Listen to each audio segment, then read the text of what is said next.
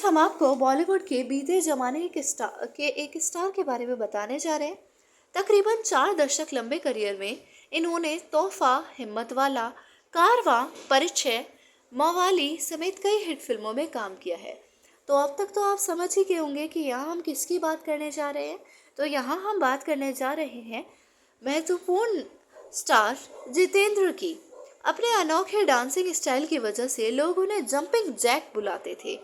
जितेंद्र ने करीब 121 हिट फिल्में दी, लेकिन इसके बावजूद उन्हें कभी बेस्ट एक्टर का अवार्ड नहीं मिला। कभी 8 साल में 60 फिल्मों में काम करने वाले जितेंद्र तकरीबन 23 साल पहले एक्टिंग छोड़ चुके थे और 2001 में उन्हें फिल्म कुछ तो है में देखा गया था। इसके बाद वो कुछ टीवी सीरियलों और वेब सीरीज में चंद मिनट के लिए ही नजर आए हैं। एक इंटरव्यू में जितेंद्र ने तो ये तक कहा था कि उन्हें याद ही नहीं है कि वे कभी एक्टर भी थे। वैसे एक्टिंग के अलावा जितेंद्र ने प्रोडक्शन हाउस से भी मोटी कमाई की थी, लेकिन फिल्में प्रोड्यूस करते हुए जितेंद्र 2 बार दिवालिया भी हो गए थे, यानी 2 बार उन्हें इंसॉल्वेंट घोषित कर दिया गया था। जितेंद्र ने तब भी हार नहीं मानी और आज उनकी संपत्ति 1512 करोड़ रुपए से भी अधिक है। तो जितेंद्र का जन्म 7 अप्रैल 1942 को अमृतसर, पंजाब में हुआ था। उनका असली नाम रवि कपूर है। जितेंद्र के पिता अमरनाथ फिल्म इंडस्ट्री में नकली ज्वेलरी सप्लाई करने का काम करते थे, इसलिए पूरी फैमिली अमृतसर से मुंबई आकर ही बस गई थी। जितेंद्र की शुरुआती पढ़ाई Saint Sebastian Goan High School Mumbai में हुई थी। इसी स्कूल में उनके साथ राजेश खन्ना भी पढ़ा करते थे और दोनों बहुत अच्छे दोस्त भी थे। जितेंद्र ने आगे की पढ़ाई मुंबई के सिद्धार्थ कॉलेज से पूरी की थी। जितेंद्र जब बड़े हुए तो अपने पिता के बिजनेस में हाथ बटाने लगे। इसी सिलसिले में एक दिन वे फिल्म मेकर वी शांताराम से मिले।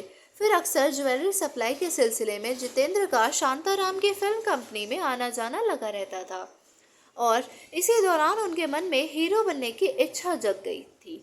वो भी बरकरार हो गए थे कि क्यों ना हीरो बनने में अपना हाथ आजमाया जाए। उन्होंने वी शांताराम से किसी फिल्म की शूटिंग देखने की इच्छा जताई। शांताराम ने कहा, सिर्फ शूटिंग देखने से काम नहीं चलेगा, क्या तुम काम करोगे? जितेंद्र ने तुरंत हामी भर दी थी। फिल्म नवरंग की शूटिंग के दौरान जितेंद्र को छोटे मोटे काम मिल जाया करते थे, लेकिन एक दिन ऐसा आया जब जितेंद्र की किस्मत चमक गई। ये किस्सा उन्होंने खुद कपिल शर्मा शो के दौरान सुनाया था। जब कपिल शर्मा ने उनसे पूछा था कि क्या आप स्ट्रगल के दिनों में हीरोइन के बॉडी डबल बने थे, इस पर जितेंद्र ने कहा था, हाँ, मैं फिल्म सेहरा की शूटिंग के दौरान जूनियर आर्टिस्ट था। मुझे शांताराम जी की चमचागिरी करनी पड़ती थी। मैं उस वक्त कुछ भी करने को तैयार था। तो एक दिन बीकानेर में शूटिंग के वक्त हीरोइन संध्या जी की कोई बॉडी डबल नहीं मिल रही थी। शांताराम जी ने मुझे संध्या जी का बॉडी डबल बना दिया और इस तरह मेरी फिल्मों में एंट्री हो ही गई। शुरुआत में जितेंद्र को काम तो मिला, लेकिन 6 महीने तक कोई फीस नहीं मिली। उनसे वी शांताराम ने वादा किया था कि जूनियर आर्टिस्ट के तौर पर उन्हें हर महीने 105 रुपये दिए जाएंगे, लेकिन ऐसा हुआ नहीं। फिर जब वी शांताराम ने जितेंद्र को 1964 में फिल्म गीत गाया पत्थरों ने से ब्रेक दिया और तब अपनी पहले फिल्म की फीस के तौर पर जितेंद्र को 100 रुपये मिले थे, जो उस समय काफ़ी बड़ी रकम थी, लेकिन आज के समय में इसकी कोई कीमत नहीं रह चुकी है। गीत गाया पत्थरों ने से जितेंद्र को ब्रेक तो मिला, लेकिन ये फिल्म फ्लॉप रही थी। ऐसे में जितेंद्र को फिर छोटे मोटे रोल करके ही गुजारा करना पड़ा था। हालांकि उनके मन में अब भी सोलो लीडिंग स्टार बनने की तमन्ना थी।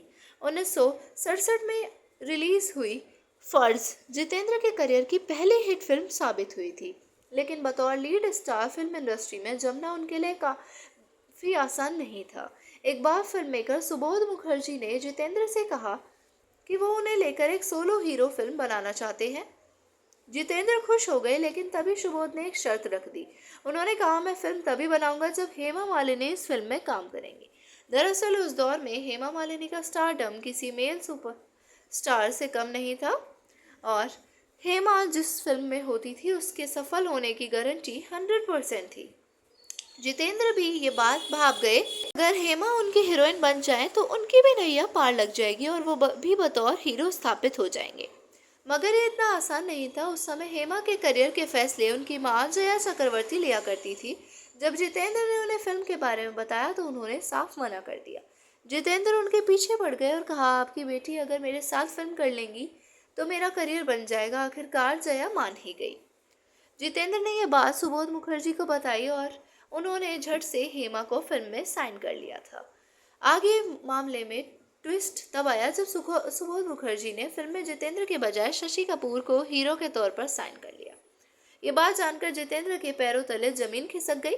जब उन्होंने सुबोध से इस बारे में पूछा तो उन्होंने कहा, फिल्म के प्रोड्यूसर और फाइनेंसर ने कहा है कि जब हीरोइन हेमा मालिनी है तो हीरो भी बड़ा कास्ट करो, जितेंद्र को लेने की क्या जरूरत है, इसलिए मैंने शशि कपूर के साथ फिल्म अनाउंस कर दी। जितेंद्र ने जब सुबोध से कहा कि हेमा मेरी वजह से फिल्म में आई है तो उन्होंने दो टुक कह दिया कि हम यहाँ बिजनेस करने बैठे हैं।